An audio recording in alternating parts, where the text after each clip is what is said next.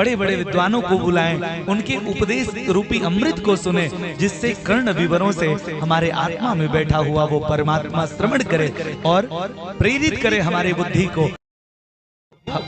हम हमारा तो हमारे यहाँ वेदों में हमारे आचार्य जी लोग पढ़ते हैं, भद्रं कर्णेभिः शृणुयाम देवाः भद्रं पश्येमाक्षभिर्यजत्रा स्थिरैरङ्गैस्तुष्ट्वा गुसस्तनूभिः व्यसेमहि देवहितं यदायुः।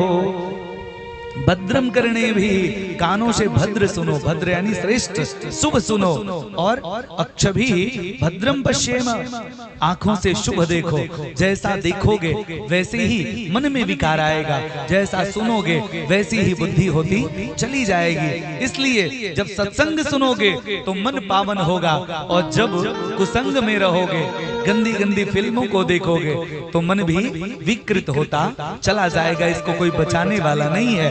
और मैं फिर से कहूं कि अपने अपने हृदय से पूछना, क्या ये बात सही है या अथवा नहीं। अच्छा एक बात बताओ मैया लोग, आप लोगों से पूछ रहा हूं, समाज में मदिरा पान करने वाले कि सत्संग सुनने और करने वाले लोग रहे तब सुरक्षित रहोगे? जरा बताओ ना। आप कहीं ट्रेन में जा रहे, आपके सामने कोई जींस टी शर्ट पहन कर बैठा हो, उसी के बगल में कोई धोती कुर्ता पहन के बैठा हो अपने भारतीय वेशभूषा में।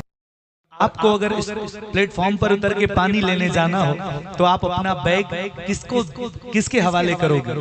यही कहोगे पंडित जी या दादाजी, आप ही इसको देखते रहना, है ना? विश्वास उस पर ही होगा। लेकिन देखो, हम लोग केवल फैशन के नाम पर इतने विकृत होते चले जा रहे हैं कि विकास के नाम पर विकृति ही फैल रही है।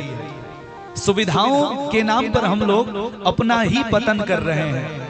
तो भैया सुविधा भोगना है, ठीक है, विज्ञान का आनंद भी लेना है, ये भी ठीक है। याद रखना कि कहीं विवेक न छूट जाए। विवेक पूर्वक विज्ञान का आनंद लेना है।